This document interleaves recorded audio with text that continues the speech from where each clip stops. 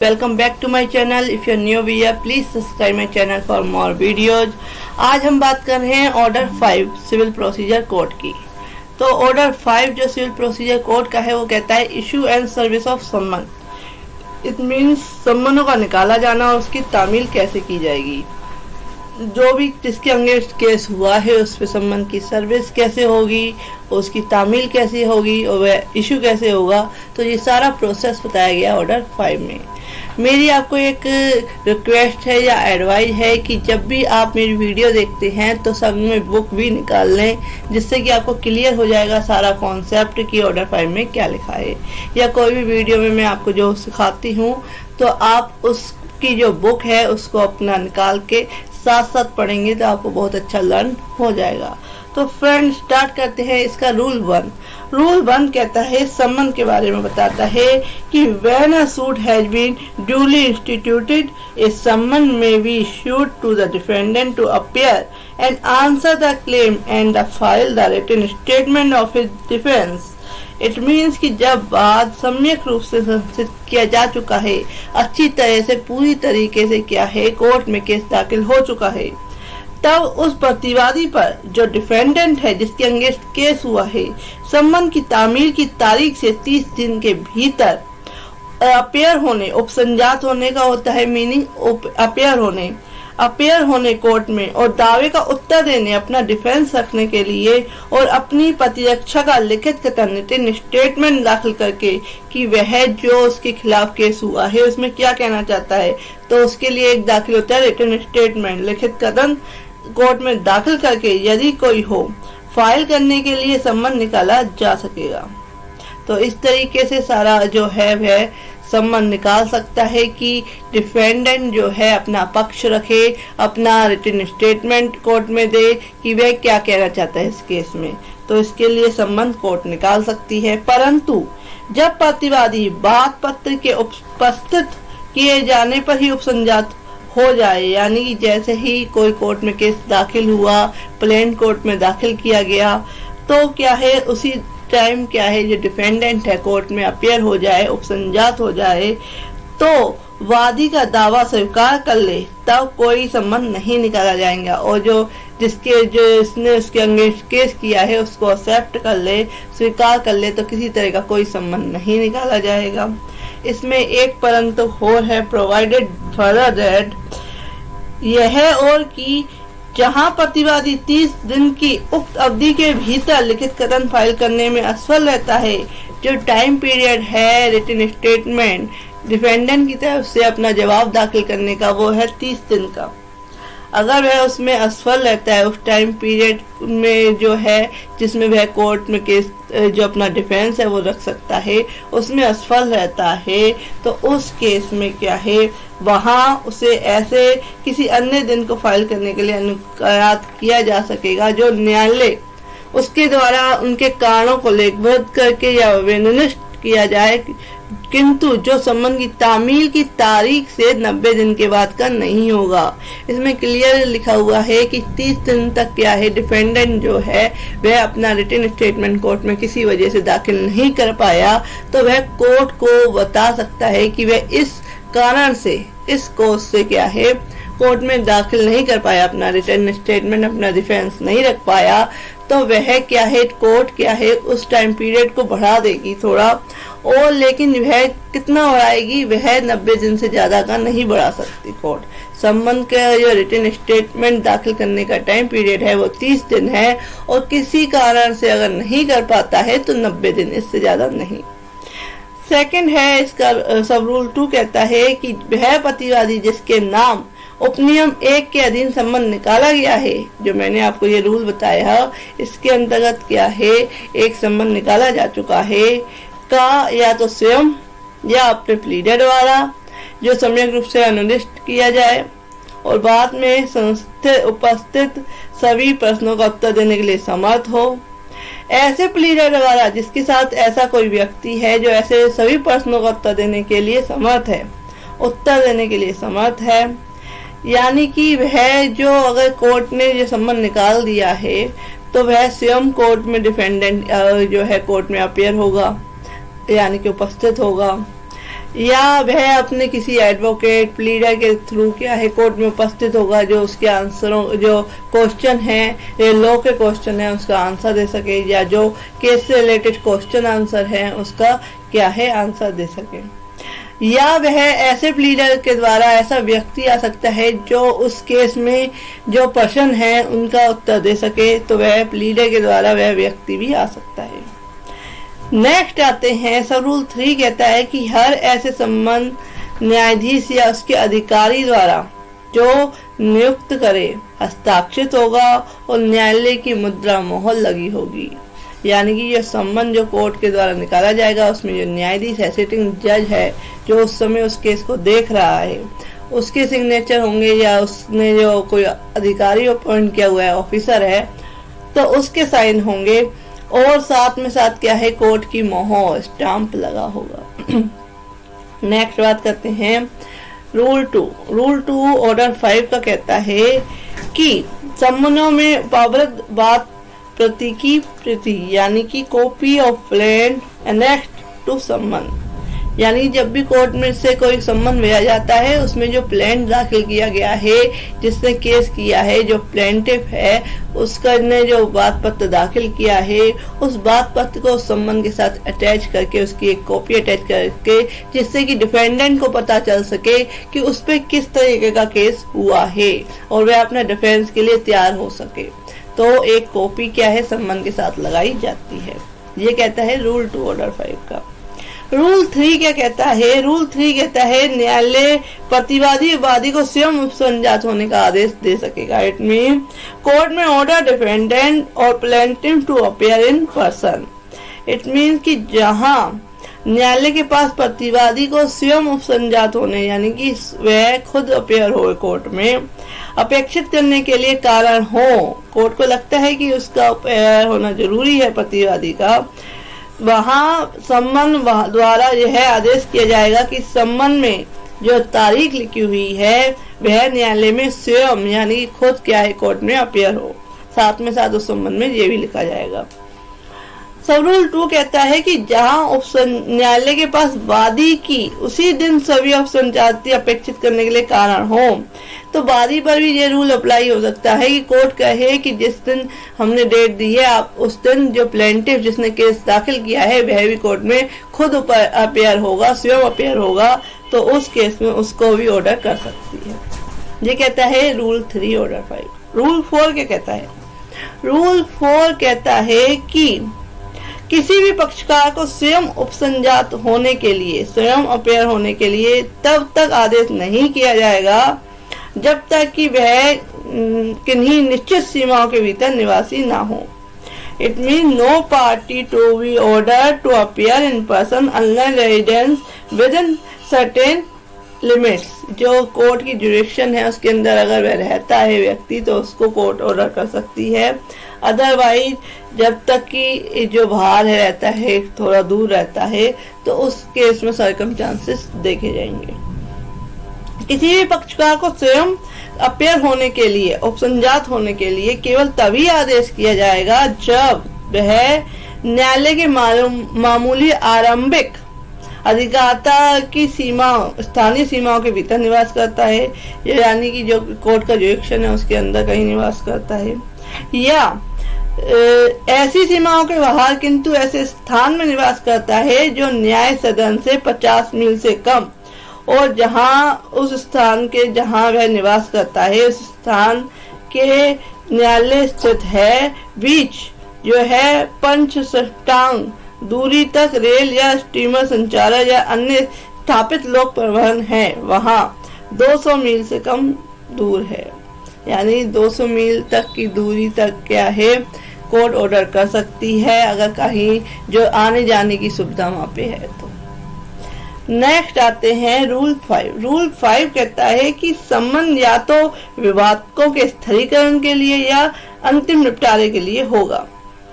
जो संबंध जो निकाला जा रहा है रूल 5 कहता है संबंध to be either to settle issue और फॉर फाइनल डिस्पोजल। न्यायालय संबंध निकाले जाने के समय अवधारित करेगा कि क्या वह केवल विवादों के स्थिरीकरण के लिए होगा या बात के अंतिम निपटारे के लिए होगा, उस संबंध में तदनुसार निर्देश अंतर्विष्ट होगा।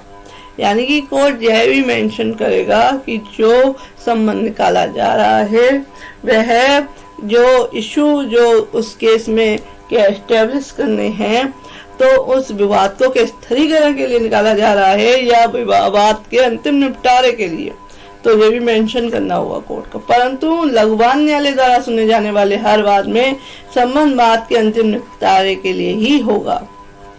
यानी कि जो स्मॉल कॉज कोर्ट है, जो मैंने आपको वीडियो आपको टॉप पे मिल जाएगी इसकी मेरे चैनल पे, कि लघुवाद न्यायालय द्वारा सुने जाने वाले हर वाद में संबंध जो है वह बात के अंतिम निपटारे के लिए निकाला जाएगा। नेक्स्ट हम बात करते हैं रूल 6। रूल 6 कहता है ऑर्डर 5 का कि प्रतिवादी की उपसंजाति के लिए दिन नियत किया जाए। इट मीन्स कि जो रूल 1 के सब रूल 1 के अधीन न्यायालय के चालू कारोबार प्रतिवादी के निवास स्थान और संबंध की तामील के लिए आवश्यक समय की प्रति निर्देश में नियत किया जाएगा, और वह दिन जिस ऐसे नियत किया जाएगा कि प्रतिवादी को ऐसे दिन उपसंजात होने और उत्तर देने को समर्थ होने के लिए पर्याप्त समय मिल जाए। यानी कि जिस दिन कोर्ट खुली हुई है उस दिन का समय दिया जाएगा, जहाँ प्रतिवादी का निवास स्थान को ध्यान में रखते हुए और संबंध की तामील के लिए आवश्यक समय जो है डिफेंडेंट को मिल जाए अपना डिफेंस रखने के लिए। इन सब बातों को ध्यान में रख के क्या है कोर्ट संबंध निकालेगी और डेट फिक्स करेगी। नेक्स्ट कहते हैं रूल 7। रूल 7 कहता है कि संबंध प्रतिवादी को यह आदेश देगा कि वह वे दस्तावेज पेश करे जिन पर वह निर्भर करता है। संबंध to order defendant to produce document relied on by him. It means कि जो उपसंजाति है कोर्ट में अपेयर होने का दिन है या उत्तर देने के लिए संबंध में प्रतिवादी को आदेश होगा कि वह अपने कब्जे या सख्ती में कोई अगर डॉक्यूमेंट्स है जिसके वह डिफेंस करना चाहता है उसकी एक कॉपी क्या है कोर्ट में पेश करे और जिस पर अपने मामले के समर्थन में वह निर्भर करता है। यानी कि जो अपना वह डिफेंस रखना चाहता है उसके जो डॉक्यूमेंट्स है वह भी कोर्ट में लेके आए, ये भी मेंशन कर सकता है कोर्ट संबंध में। नेक्स्ट आते हैं रूल 8। रूल 8 कहता है कि अंतिम निपटारे के लिए संबंध निकाले जाने पर प्रतिवादी को यह निर्देश होगा कि वह अपने साक्ष्यों को पेश करे।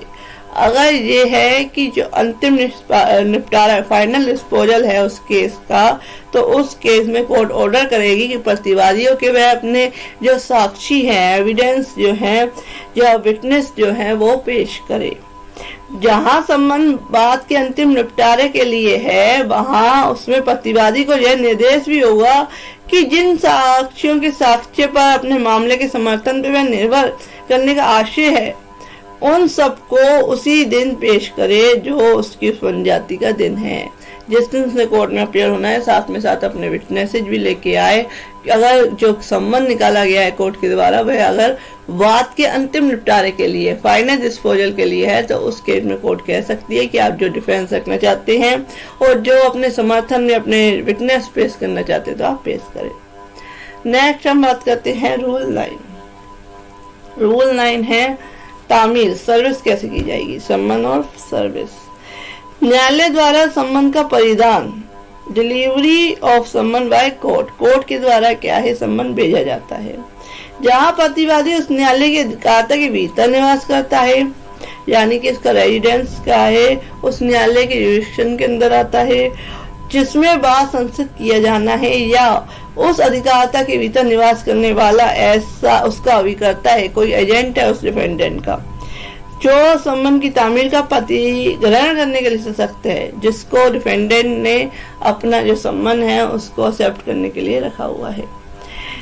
वहां संबंध तब तक कि न्यायालय अन्यथा निर्देश ना करे उचित अधिकारी को उसके द्वारा या उसके अधीनस्थों में से एक या ऐसी कोरियर सेवा द्वारा, ये कोरियर के थ्रू भेज सकता है, अधिकारी के द्वारा भेज सकता है, जो न्यायालय उसे तामील के लिए अनुमोदित करे, परिदत इस तरीके से किया जाएगा। कोर्ट सर्विस जो है इस तरीके से क्या है संबंध की जाएगी। सब रूल 2 कहता है रूल 9 का कि उचित अधिकारी उस न्यायालय से भिन्न जिसमें वह संस्थित किया गया है किसी न्यायालय का अधिकारी हो सकेगा, और जहां वह ऐसा अधिकारी है वहां सम्मन ऐसी रीति से भेजा जा सकेगा जो न्यायालय निर्देश करे।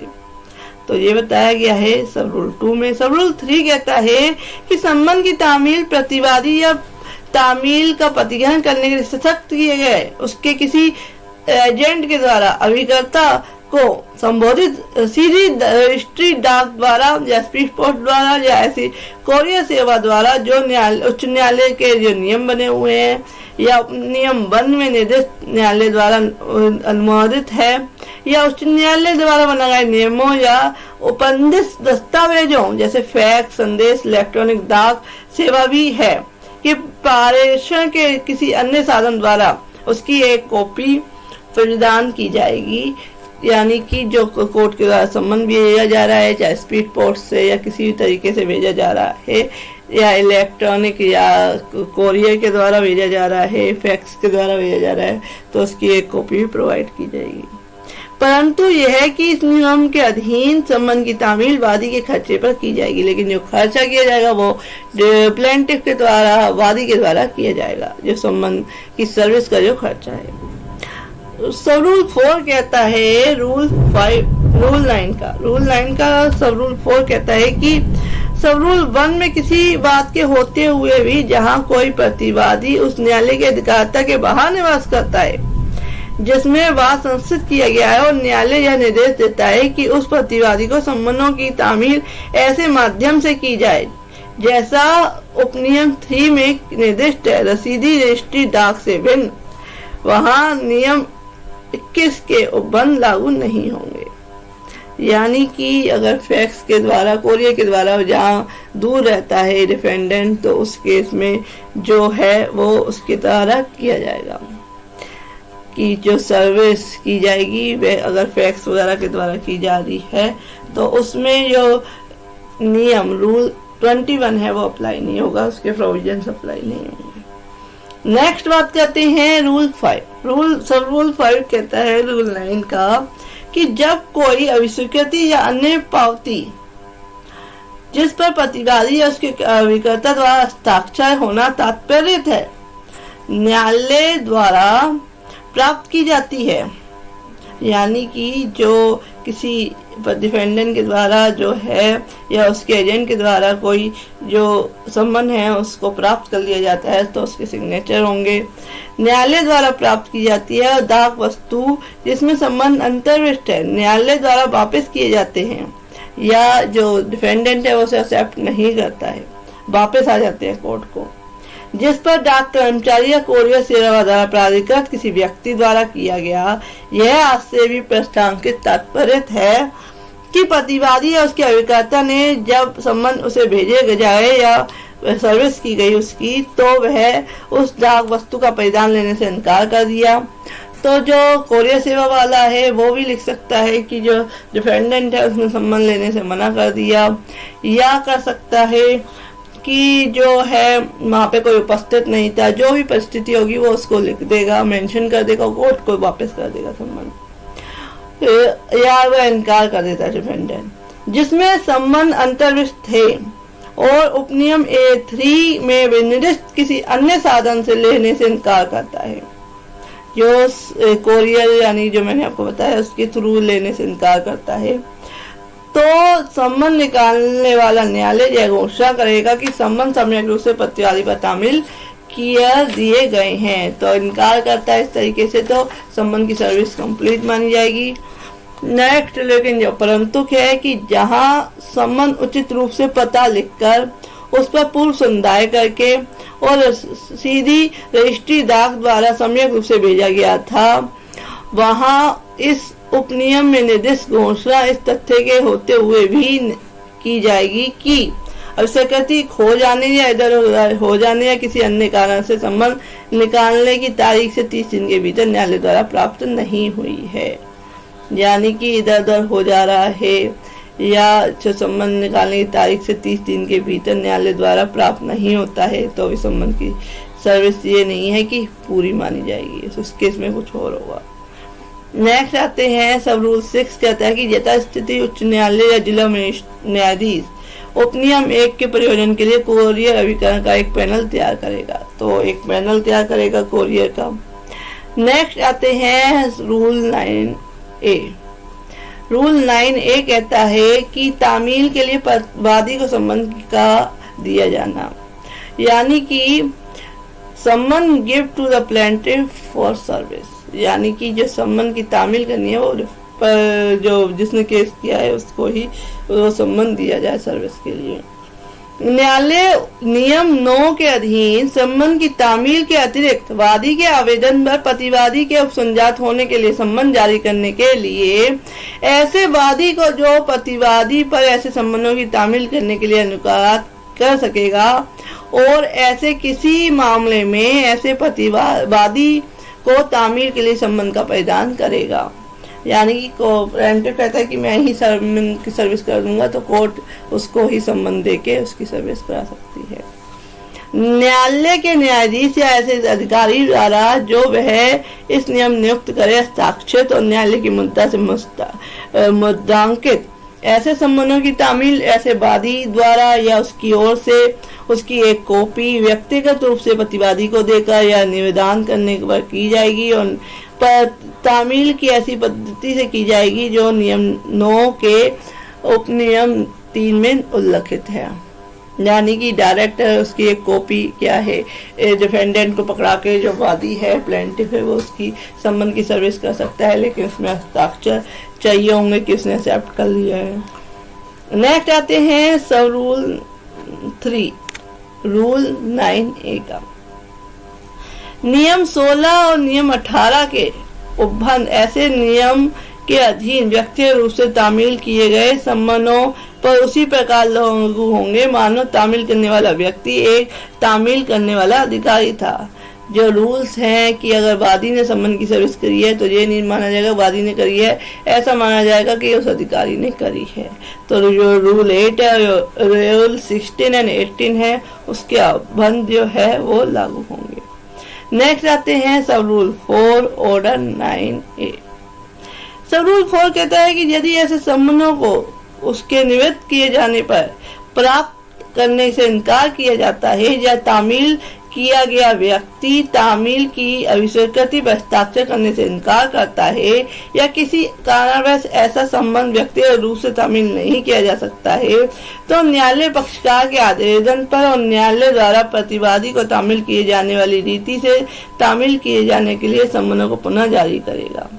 तो कोर्ट अगर एक बार एक्सेप्ट नहीं हुआ या किसी तरीके से रह गया, सम्मन की सर्विस नहीं हुई, गलत पता था, तो उस केस में कोर्ट क्या है दोबारा सम्मन इशू करेगी, द्वारा उसकी तामील सर्विस कराएगी और उसका जो खर्चा होगा वो प्लेंटिफ के थ्रू दिया जाएगा।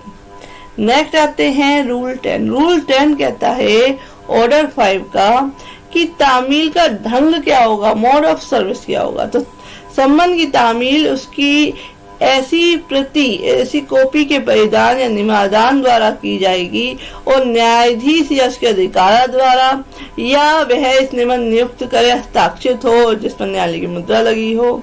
यानी ये सम्मन निकालने का ढंग क्या होगा कि सम्मन जो निकाला जाएगा उसकी एक कॉपी जो है उस व्यक्ति को जिसके अगेंस्ट सम्मन निकाला गया है उसको दी जाएगी, जिसमें कि न्यायालय की मुद्रा और जो जज है उसके साइन होंगे, उस कोर्ट के साइन होंगे। नेक्स्ट बात करते हैं रूल 11। रूल 11 कहता है ऑर्डर 5 का कि अनेक प्रतिवादियों पर तामील कैसे की जाएगी। सर्विस ऑन सर्वल डिफेंडेंट अन्यथा विहित के सिवाय जहां एक से अधिक प्रतिवादी है वह सम्मनों की तामील हर एक प्रतिवादी पर की जाएगी। बहुत सारे डिफेंडेंट है तो खाली एक डिफेंडेंट पे क्या है सम्मन की सर्विस करके नहीं रहा जाएगा, सब पे अलग अलग सम्मन की सर्विस की जाएगी। तो ये बताया गया है रूल 11 ऑर्डर 5 के रूल 11 में ये बताया गया है। नेक्स्ट आते हैं रूल 12। रूल 12 कहता है कि जब साक्ष्य हो तब सम्मन की जो तामील स्वयं प्रतिवादी पर है, अन्यथा उसके अभिकर्ता पर की जाएगी।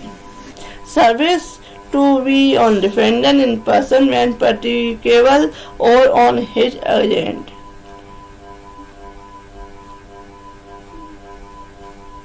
जब साक्ष्य हो जहां कहीं भी यह साध्य हो, साक्ष्य नहीं है सॉरी, साध्य हो, जब साध्य हो वहां तामील स्वयं प्रतिवादी पर की जाएगी, किंतु यदि तामील का प्रतिगमन करने के लिए सशक्त कोई ऐसा अभिकर्ता है तो उस पर उसकी तामील पर्याप्त होगी।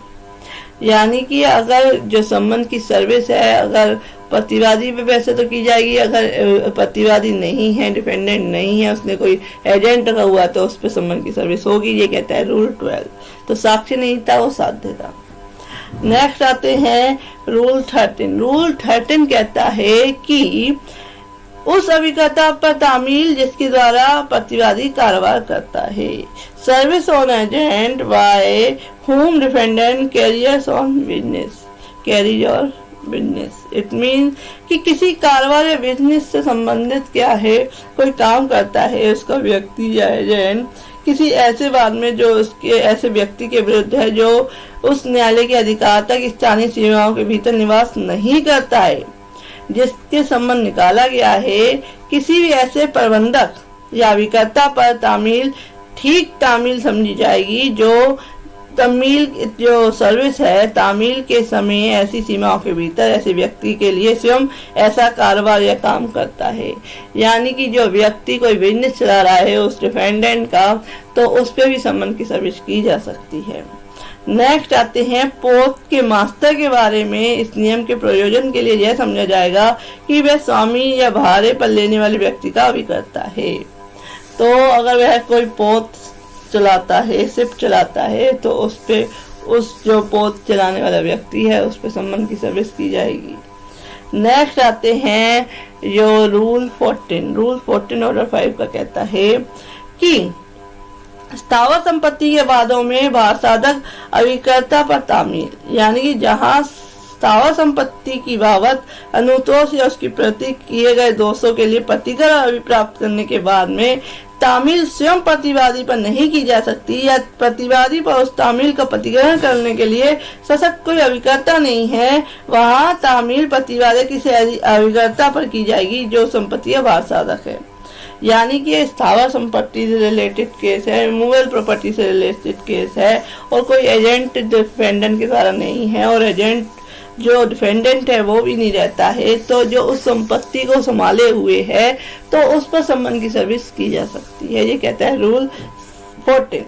रूल 15 कहता है कि जहां तामील प्रतिवादी के कुटुंब के व्यक्ति सदस्य पे की जाएगी, where service may be on the adult member of the defendant family, यानी कि डिफेंडेंट की फैमिली के भी क्या है संबंध की सर्विस की जा सकती है।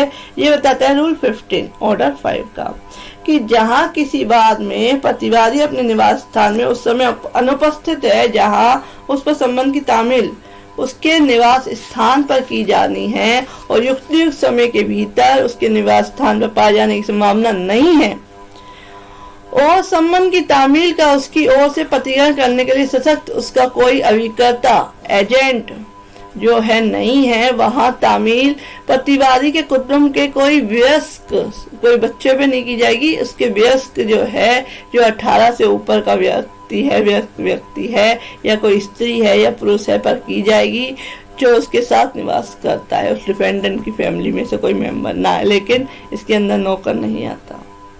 नेक्स्ट है कि रूल 16 कहता है जब वह व्यक्ति जिस पर तामील की गई है अभिस्वीकृति हस्ताक्षरित करेगा, कि वह एक्सेप्ट करेगा कि हाँ उसने जो संबंध है वो प्राप्त कर लिया है साइन करके। जहां तामील करने वाला अधिकारी संबंध की प्रति स्वयं प्रतिवादी को या उसके निमित्त अभिकर्ता को या किसी अन्य व्यक्ति को परिदत करता है या निवेदित करता है, वहां जिस व्यक्ति को प्रति या कॉपी उस संबंध की दी जा रही है वो एक्सेप्ट करेगा और सिग्नेचर करके क्या करेगा, अपनी स्वीकृति देगा कि हाँ उसने जो संबंध है वो एक्सेप्ट कर लिया है। नेक्स्ट आते हैं रूल 17। रूल 17 कहता है जब प्रतिवादी तामील का प्रतिग्रहण करने से इनकार करे या ना कर पाए तब प्रक्रिया क्या होगी, तब प्रोसीजर क्या होगा। वहां प्रतिवादी या उसका अभिकर्ता या उपरोक्त जैसा अन्य व्यक्ति अभिशक्ति का हस्ताक्षर करने से इनकार करता है या वहाँ तामील करने वाला अधिकारी सभी समय युक्तियुक्त तत्परता बरतने के पश्चात ऐसे प्रतिवादी को ना पा सके, यानी कि नहीं मिलता है डिफेंडेंट, और जो अपने निवास स्थान में उस समय उपस्थित है या उस समय संबंध की जो सर्विस है प्रतिवादी पर ना कर पाए, तो वह क्या है उस निवास स्थान पर उसकी कॉपी छोड़ सकता है, उसके दरवाजे के आगे लगा सकता है या ऐसे स्थान पे लगा सकता है जो इसके लिए नियुक्त है, या उसके अभिकर्ता पे कर सकता है। तो इस तरीके से कर सकता है जो अपने निवास स्थान पर उस समय अनुपस्थित है। तब उस संबंध की सर्विस की तामील उसके निवास स्थान पर की जाएगी और युक्ति समय के भीतर उसके निवास स्थान पर पाए जाने की संभावना नहीं है, और ऐसा कोई अभिकर्ता नहीं है, एजेंट नहीं है जो संबंध की तामील का प्रतिज्ञा उसकी ओर से कर सके, या ना कोई ऐसा व्यक्ति है जिस पर की संबंध की सर्विस की जा सके, उसको फैमिली मेंबर भी नहीं है, जिसमें प्रतिवादी मामूली तौर पर निवास करता है या कारोबार करता है या स्वयं काम करता है, बाहरी द्वार पर या किसी अन्य सहज दृश्य स्थान पर क्या है संबंध की एक कॉपी लगा देगा और उसको प्रस्तांकित कर देगा, और ऐसी रिपोर्ट के साथ जिसमें यह कथित होगा कि इसकी एक प्रति ऐसे लगा दी गई है और वह कौन सी परिस्थितियां थी जिसमें कि ऐसा किया गया कथित होंगी, और जिसमें उस व्यक्ति को नाम और पता कथित होगा जिसमें गृह पहचाना था और जिसकी उपस्थिति में प्रति लगाई थी, तो न्यायालय को लौटाएगा जिसने निकाला था। तो इस तरीके से कि जो इसने की उपस्थिति में उसने लगाया उसकी भी सिग्नेचर चलेगा। तो इस तरीके से सारा प्रोसेस होगा। नेक्स्ट आते हैं रूल 18। रूल 18 कहता है कि तामील करने के समय रीति का जो है वह क्या, किस रीति से क्या है जो संबंध के समय और रीति का प्रस्तांकन किया जाएगा। लेकिन मैं आपको ये जो रूल 18 है वो नेक्स्ट वीडियो में बताऊंगी, बहुत लंबी वीडियो हो चुकी है। तो फ्रेंड, ऐसे ही वीडियो के लिए नेक्स्ट रूल्स को पढ़ने के लिए please subscribe my channel. Thank you for watching this video. Friends, welcome back to my channel. If you are new here please subscribe my channel for more videos. आज हम बात कर रहे हैं ऑर्डर 5 सिविल प्रोसीजर कोड की। मैंने आपको अपनी प्रीवियस वीडियो में बताया था ऑर्डर 5 के रूल 17 तक। आज स्टार्ट करते हैं रूल 18 से लेके 30 तक। तो 30 जो है रूल्स है इसमें ऑर्डर 5 में। तो स्टार्ट करते हैं। रूल 18 कहता है तामील करने के समय और रीति का प्रस्तांकन किया जाएगा। Endorsement of time and manner of service की किस तरीके से संबंध की जो सर्विस है वो किस तरीके से की गई है और क्या टाइम पीरियड है, सारा कुछ क्या डिफाइन करना होगा। तो तामील करने वाला अधिकारी जो है उन सभी दशाओं में जिसमें संबंध की तामील जो सर्विस है संबंध की नियम 16 रूल 16 के अधीन की गई है, उस समय को जब और उस रीति को जिसके संबंध की तामील की गई थी, और यदि ऐसा कोई व्यक्ति है जिसने उस व्यक्ति को जिस पर तामील की गई है पहचाना था या जो संबंध के परिधान और निविदान का साक्षी रहा था, तो उसका नाम और पता कथित करने वाली विवरणी मूल संबंध पर प्रस्तांकित करेगा और कराएगा, और मूल संबंध में उपावृत करेगा या कराएगा। यानी कि जो उसका ओरिजिनल संबंध है उस पे उसका क्या है एक सिग्नेचर लेगा कि इस टाइप पे रिसीव हुआ या इस रीति से रिसीव हुआ। तो ये सारा कुछ वो ओरिजिनल जो संबंध है उस पे लेके कोर्ट में सबमिट कराएगा। ये बताया गया है रूल 18। रूल 19 क्या कहता है? रूल 19 कहता है कि तामील करने वाले अधिकारी की परीक्षा जहां संबंध नियम 17 रूल 17 के अधीन लौटा दिया गया है, वहां जो तामील करने वाला अधिकारी की परीक्षा उसकी अपनी कार्रवाइयों के बाबत न्यायालय स्वयं या किसी अन्य न्यायालय द्वारा उस दशा में कराएगा या करेगा जिसमें उस नियम के अधीन विवरणी तामील करने वाले अधिकारी द्वारा पत्र द्वारा सत्यापित नहीं की गई है। यानी कि यह संबंध की तामील करने वाला अधिकारी है, अगर जो प्रतिवादी डिफेंडेंट जो है तामील जो सर्विस करनी है संबंध की उसको लेने से इनकार कर देता है या नहीं पाया जाता, तो उसकी जो गवाही है उसका जो एविडेंस है वो जो अधिकारी जिसने उसको किया है तो कोर्ट उसे ले सकती है, या किसी और कोर्ट ने लेना है तो वो भी ले सकती है। तो उस दिशा में कराएगा। और जो विवरणी तामील करने वाले अधिकारी द्वारा शपथ द्वारा नहीं सत्यापित किया गया है कि इस तरीके से एफिडेविट देके अगर उस अधिकारी ने नहीं कोर्ट को बताया है कि इस तरीके से क्या है, प्रतिवादी ने जो संबंध है लेने से इनकार कर दिया या वह नहीं पाया गया, तो उस दशा में वह कर सकेगा और कराएगा उसकी गवाही और उसे सत्यापित की गई है, और उस मामले में ऐसी अतिरिक्त जांच करेगा या कराएगा जो वह ठीक समझे, और यह घोषित करेगा कि संबंध की तामील सम्यक रूप से हो गई है, और ऐसी तामील का आदेश करेगा जो वह ठीक समझे। अगर कोर्ट सेटिस्फाइड हो जाती है कि जो वह कह रहा है वो सही है तो तामील को पूरा माना जाएगा, यानी जो संबंध की सर्विस है उसे पूरा माना जाएगा। अदरवाइज कोई अदर ऑर्डर करना है तो वो कोर्ट कर सकती है। ये है रूल 19 में बताया गया है। नेक्स्ट बात करते हैं रूल 20। रूल 20 कहता है प्रस्थापित तामील। मैं अपनी प्रीवियस वीडियो में भी, यानी कि अपनी वीडियो जो है उसमें बता चुकी हूँ कि प्रस्थापित तामील क्या होती है, सस्टेंडेड सर्विस क्या होती है। तो जहां न्यायालय का यह समाधान हो जाता है कि और यह विश्वास करने के लिए कारण है कि प्रतिवादी इस प्रयोजन से कि उस पर तामील ना हो पाए सामने आने से बचता है, या संबंध की तामील मामूली प्रकार से किसी अन्य कारण से नहीं की जा सकती। जहाँ की कोई डिफेंडेंट जो है जो कि बच रहा है कि संबंध की सर्विस पे ना हो, और बाद में वह ये रीजन लगा दे कि उस पे तो संबंध की सर्विस हुई नहीं है, तो उसके ऊपर ये केस किया है, उसकी उसे नॉलेज ही नहीं है, तो इस तरीके से अगर कोई व्यक्ति करता है तो उस पर प्रस्थापित तामील जो है सब्स्टिट्यूट सर्विस क्या है करी जा सकती है।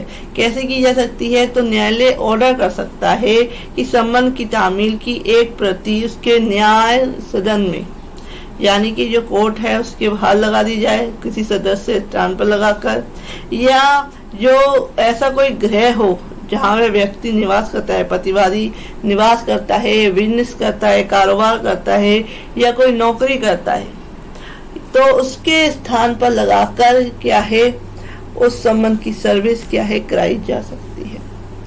तो इस तरीके से कराई जा सकती है।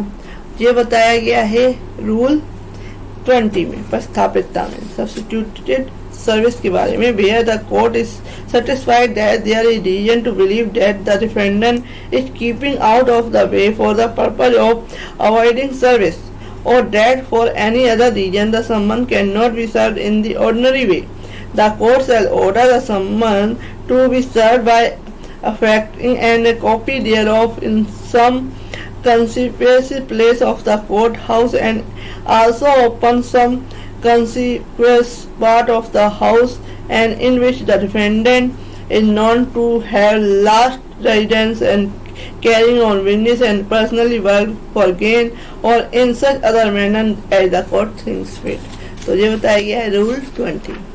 रूल 20 के बाद जो आगे इसका सबसेक्शन 1 कहता है, तो 1A कहता है कि जहां नियम 1 के अधीन कार्य करने वाला न्यायालय समाचार पत्र में विज्ञापन द्वारा तामील का आदेश करता है।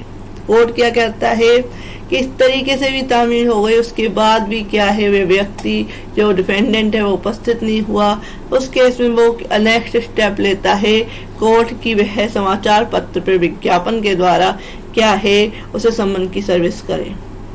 तो जहां न्यायालय जो नियम 1 है उपनियम 1 के अधीन कार्य करने वाला न्यायालय समाचार पत्र में विज्ञापन द्वारा तामील का आदेश करता है, वहां समाचार पत्र ऐसा दैनिक समाचार पत्र होना चाहिए जो डेली न्यूज़पेपर होना चाहिए, और जिसका परिचालन उस स्थानीय क्षेत्र में होता है, यानी कि नॉर्मली उस क्षेत्र में जहाँ वह व्यक्ति निवास करता है, जहाँ डिफेंडेंट निवास करता है, नॉर्मली उस न्यूज़पेपर का जो है परिचालन है, यानी कि उस न्यूज़पेपर को यूज किया जाता है, चलता है वो। तो उस केस में उस अखबार में दैनिक समाचार पत्र में ऐड किया जाएगा, विज्ञापन किया जाएगा कि ऐसे ऐसे व्यक्ति व फलाना फलाना ऐसे कोर्ट से संबंध आया है, जिससे प्रतिवादी का अंतिम बार वास्तव में स्वेच्छा से निवास करना और कारोबार करना, विलाप के लिए स्वयं काम करना ज्ञात हो। नेक्स्ट आते हैं कि प्रस्तावित तामील का प्रभाव क्या होगा। न्यायालय के आदेश द्वारा प्रस्तावित तामील जो सब्स्टिट्यूटेड सर्विस है, इस प्रकार प्रभावी होगी मानो वह स्वयं प्रतिवादी पर की गई हो। यानी कि इस तरीके से जो प्रस्थापित तामील की जा रही है न्यूज़पेपर के थ्रू या किसी जहाँ वह व्यक्ति निवास करता है, डिफेंडेंट या कारोबार करता है, नौकरी करता है, तो उसके सदस्य स्थान पर लगाकर, न्यायालय के बाहर लगाकर क्या है उसे हर तरीके से क्या है सूचित किया गया है। तो बाद में उसके ये माना जाएगा कि सारा कुछ करने के बाद कि उस पर सम्मन की सर्विस पूरी हो चुकी है। ये बताता है सब रूल 20 का सब रूल 2। सब रूल 3 कहता है कि जहां तामील प्रस्थापित की गई हो वहां उपसंजाति के लिए समय का नियत किया जाना। जहां तामील न्यायालय के आदेश द्वारा प्रस्थापित की गई है वहां न्यायालय प्रतिवादी को उपसंजाति के लिए ऐसा समय नियत करेगा जो उस मामले में अपेक्षित है। तो सर्कमस्टांसेस के इसके देख के जो टाइम पीरियड है वो डिफेंडेंट को देगा उस सम्मन के थ्रू। नेक्स्ट हम आते हैं जो रूल 21। रूल 21 क्या कहता है? रूल 21 कहता है कि जहां प्रतिवादी किसी अन्य न्यायालय के अधिकारता के भीतर निवास करता है वहां सम्मन की तामील कैसे होगी। Service of summons where defendant residing within jurisdiction of another court. सम्मन को वह न्यायालय जिसने उसे निकाला है अपने अधिकारियों में से किसी द्वारा, डाक द्वारा या कोरियर सेवा द्वारा जो उच्च न्यायालय द्वारा अनुमोदित है, फैक्स संदेश द्वारा या इलेक्ट्रिक डाक सेवा या किसी अन्य साधनों द्वारा जिसका उपबंध उच्च न्यायालय द्वारा बनाए गए नियमों द्वारा किया जाए, राज्य के भीतर बाहर ऐसे किसी न्यायालय को भेज सकेगा जो उच्च न्यायालय न हो, जिसकी इस स्थान में अधिकारता है जहाँ प्रतिवादी निवास करता है। कि कोर्ट के द्वारा जो अगर डिफेंडेंट है किसी अदर स्टेट में क्या है रहता है, निवास करता है, तो कोर्ट क्या करेगी उस सम्मन को अदर स्टेट के जो कोर्ट है, न्यायालय है, उसमें भेज देगी और सम्मन की सर्विस कराएगी। नेक्स्ट आते हैं रूल 22। रूल 22 कहता है कि बाहर के न्यायालय द्वारा निकाले गए सम्मन की प्रेसिडेंसी नगरों में तामील। इट मीन्स कि जहां service with in presidency town of सम्मन इश्यूड बाय कोर्ट आउटसाइड, जहां कलकत्ता, मद्रास, मुंबई नगरों की सीमाओं से परे स्थापित किसी न्यायालय द्वारा निकाले गए सम्मन की तामील ऐसे सीमाओं में से किसी सीमा के भीतर की जानी है, वहां वह उस लघुवाद न्यायालय को भेजा जाएगा जिसकी अधिकारता के भीतर उसकी तामील की जानी है। इट मीन्स कि जो लघुवाद न्यायालय स्मॉल कोर्ट है उनको भेजा जाएगा सम्मन और उससे सर्विस करवाई जाएगी सम्मन की, अगर जो प्रतिवादी है वो प्रेसिडेंसी नगरों में निवास करता है। नेक्स्ट आते हैं रूल 23। रूल 23 कहता है जिस न्यायालय को सम्मन भेजा गया है उसका कर्तव्य क्या होगा। ड्यूटी ऑफ कोर्ट इन विच सम्मन इज सेंट, वह न्यायालय जिसको सम्मन नियम 21 और 22, 21 और 22 के अधीन भेजा गया है उसकी प्राप्ति पर इस भांति अग्रसर होगा मानो वह उसी न्यायालय द्वारा निकाला गया था, और जब वह उससे संबंधित अन्य कार्रवाइयों के अभिलेख के यदि कोई हो सहित संबंध उसे निकालने वाले न्यायालय को वापस कर देगा। यानी कि जो सारी प्रोसीडिंग्स करके और क्या क्या रीजन है, किस तरह के संबंध की तामील हुई नहीं हुई, ये सारा डिफाइन करके उसी कोर्ट को वापस भेज देगा कि क्या हुआ है उस संबंध का। नेक्स्ट आते हैं रूल 24। रूल 24 कहता है कि कारागार में प्रतिवादी पर तामील, जहां प्रतिवादी कारागार में प्रयुक्त है यानी जेल में बंद है जो डिफेंडेंट है, वहां सम्मन कारागार के बासाधक अधिकारी जो ऑफिसर है उस चौकी का या उस जेल का, तो उसको क्या है प्रतिवादी पर तामील के लिए प्रेरित किया जाएगा सम्मन, और डाक द्वारा या कोरियर सेवा द्वारा या उच्च न्यायालय द्वारा जो नियम अनुमोदित है, फैक्स के द्वारा, इलेक्ट्रिक डाक द्वारा, इस तरीके से क्या है उस अधिकारी को भेजा जाएगा और वह उस डिफेंडेंट पे सम्मन की तामील कराएगा। तो ये तरीका भी हो सकता है सम्मन की सर्विस कराने का। नेक्स्ट आते हैं रूल 25। रूल 25 कहता है कि जहां प्रतिवादी भारत के बाहर निवास करता है और उसका कोई अभिकर्ता नहीं है, service where defendant resides out of India and had no agent, जहां प्रतिवादी भारत के बाहर रहता है यानी डिफेंडेंट है वो भारत में रहता ही नहीं है, भारत के आउट ऑफ कंट्री रहता है, तो उसका भारत में से ऐसा कोई अभिकर्ता भी नहीं है कि जिस पर सम्मन की तामील की जाए, तो यहाँ वह कोई रिसीव करने के लिए कोई अपना जो है कोई एजेंट भी नहीं छोड़ के गया है। यदि ऐसे स्थान या स्थान के बीच जहाँ न्यायालय स्थित है डाक द्वारा संचार है, तो सम्मन उस प्रतिवादी को उस स्थान के पते पर जहाँ वह निवास कर रहा है, डाक द्वारा, कोरियर सेवा द्वारा, फैक्स के द्वारा, इलेक्ट्रिक डाक के द्वारा या अन्य साधन द्वारा जिसका उच्च न्यायालय जो नियम बनाता है उसके द्वारा भेज सकता है। परंतु जहाँ ऐसा प्रतिवादी बांग्लादेश, पाकिस्तान में निवास करता है, वहाँ संबंध उसकी एक कॉपी के सहित प्रतिवादी पर तामील के लिए उस देश के किसी ऐसे न्यायालय को भेज सकेगा जो उच्च न्यायालय ना हो और जिसकी स्थानीय अधिकारिता के भीतर जो प्रतिवादी है वो निवास करता है। इट मीन कि अगर कोरियर सेवा है, इलेक्ट्रिक डाक है, तो उसके थ्रू उस व्यक्ति को अगर फॉरेन भी रहता है तो उसके पते पे क्या है संबंध सर्विस हो जाएगा। लेकिन पाकिस्तान और बांग्लादेश में है तो उसके जो जुरिडिक्शन कोर्ट है उनको वो संबंध भेजा जाएगा, वहां से वो संबंध की सर्विस होगी। तो ये बताया गया है रूल 25 में। रूल 25 में एक परंतु है, प्रोवाइडेड फर्दर दैट, परंतु यह है कि जहां ऐसा प्रतिवादी बांग्लादेश या पाकिस्तान में लोक अधिकारी है, पब्लिक ऑफिसर है, जो यथास्थिति बांग्लादेश पाकिस्तान की सेना, नौसेना, वायुसेना का नहीं है और उस देश में के रेल कंपनी, स्थानीय प्राधिकारी का सेवक है, वहां संबंध उसके एक प्रति के साथ उस प्रतिवादी पर तामील के लिए उस देश के ऐसे अधिकारी या प्राधिकारी को भेजेगा जिसे केंद्र सरकार राजपत्र में अनुसूचना द्वारा इस निमित्त निर्दिष्ट करे। तो उस अधिकारी को भेजा जाएगा जिसके वहां वो नौकरी करता है, चाहे सर्विस करता है या सरकारी नौकरी करता है, तो उस केस में उस अधिकारी को संबंध की सर्विस होगी और वह आगे कराएगा। नेक्स्ट आते हैं रूल 26। रूल 26 कहता है कि राजनीतिक अभिकर्ता और न्यायालय की मार्फत विदेशी राज्य क्षेत्र में तामील, service in foreign territory through political agent और कोर्ट्स, वेयर जहां केंद्र सरकार में निहित किसी विदेशिक अधिकारिता के प्रयोग में किसी ऐसे विदेशी राज्य क्षेत्र में जिसमें प्रतिवादी वास्तव में से स्वेच्छा से निवास करता है, बिजनेस करता है, कारोबार करता है या विलाप के लिए स्वयं कार्य करता है, ऐसा राजनीतिक अभिकर्ता नियुक्त किया गया है और न्यायालय स्थापित किया गया है और चालू रखा गया है जिसे उस संबंध की तामील की सकती है, तो वो संहिता के अधीन उस न्यायालय द्वारा निकाला जाएगा।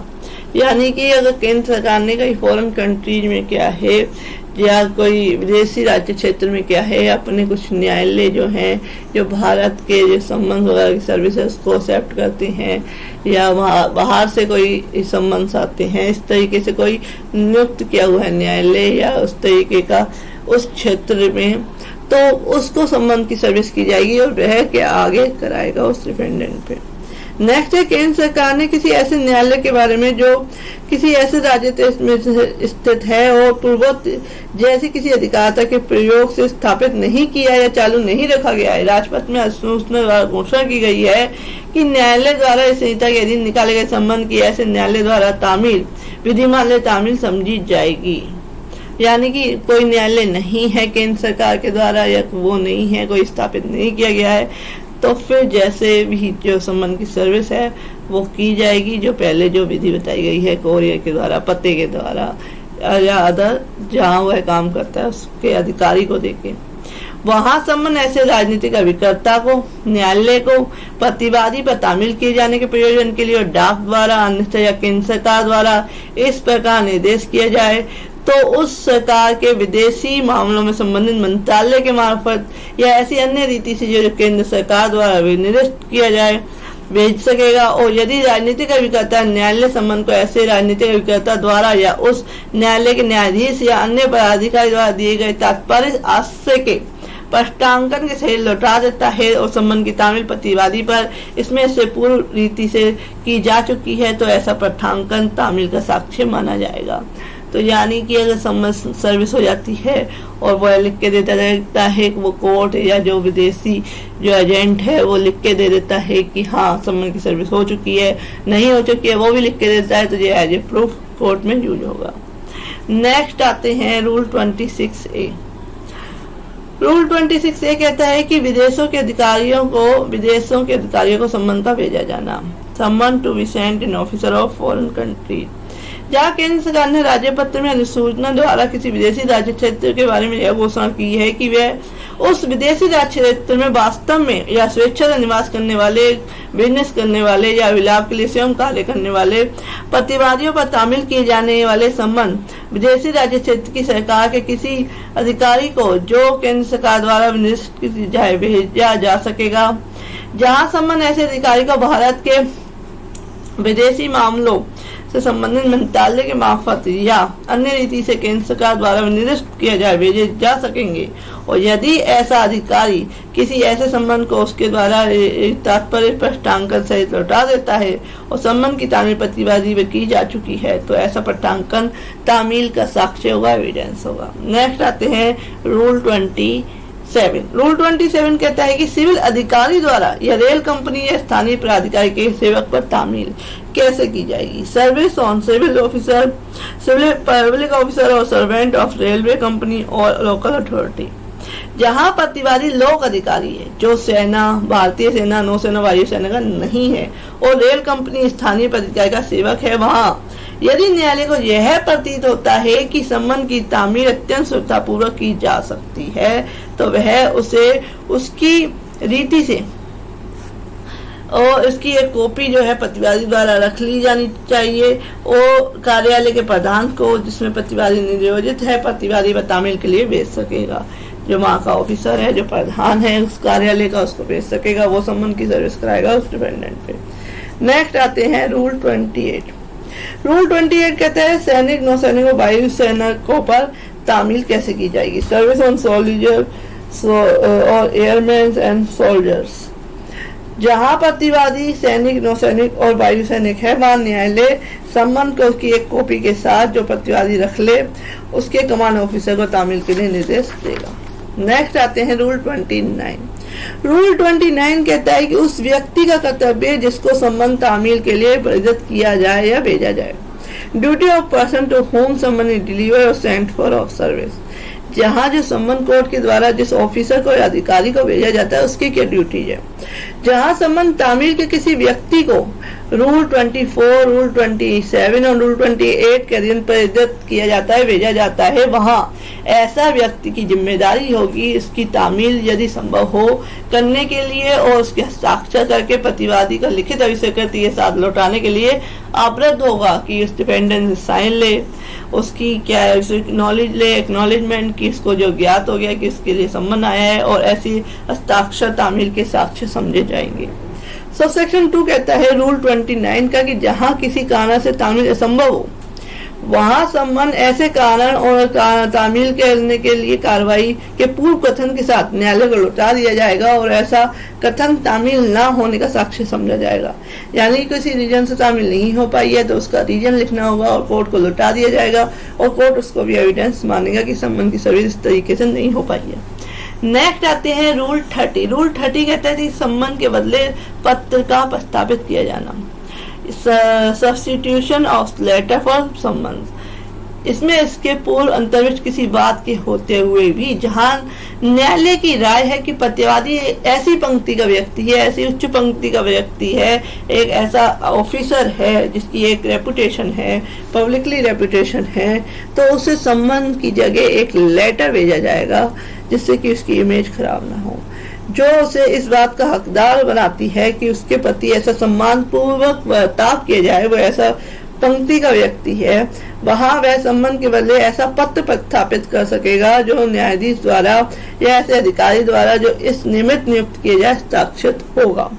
तो उस अधिकारी के द्वारा, न्यायाधीश के द्वारा हस्ताक्षरित होगा, लेकिन जो संबंध है उसका नाम चेंज करके उसे लेटर का नाम दे दिया गया, यानी कि जो संबंध है उसका नाम चेंज हुआ और उसको प्रस्थापित तामील को क्या है संबंध के बदले पत्र का नाम दे दिया गया। सब सेक्शन 2 कहता है कि उपनियम 1 के अधीन प्रस्तापित पत्र में वे सभी विशिष्टियां होगी जो एक संबंध में लिखी होती हैं और इसमें उपबंध के रहते हुए हर तरह से संबंध माना जाएगा और इस लेटर को क्या है हर तरह से संबंध ही माना जाएगा। नेक्स्ट आते हैं ऐसे प्रस्तापित पत्र जो है प्रतिवादी को डाक द्वारा, न्यायालय द्वारा चुने गए किसी विदेश संदेश वाहक द्वारा या किसी ऐसी रीति से जो न्यायालय ठीक समझे भेज सकेगा। प्रतिवादी का ऐसा अभिकर्ता एजेंट जो तामील प्रतिगत करने के लिए सशक्त है, जो एजेंट है उसको संबंध की तामील की जा सकती है। तो इस तरीके से सारा कुछ किया जा सकता है। सम्मन की सर्विस अलग अलग तरीके से बताई गई है ऑर्डर 5 में, और वेरी इंपॉर्टेंट होती है ऑर्डर 5 में, क्योंकि ये सम्मन की सर्विस है हर केस में होती है। तो हर व्यक्ति को नॉलेज होनी चाहिए, हर एडवोकेट को नॉलेज होनी चाहिए कि किन किन तरीकों से सम्मन की सर्विस कराई जा सकती है, जिससे कि उनको केस में हेल्प हो। और इस तरह की नॉलेज, हर रूल्स को जानना जरूरी होता है।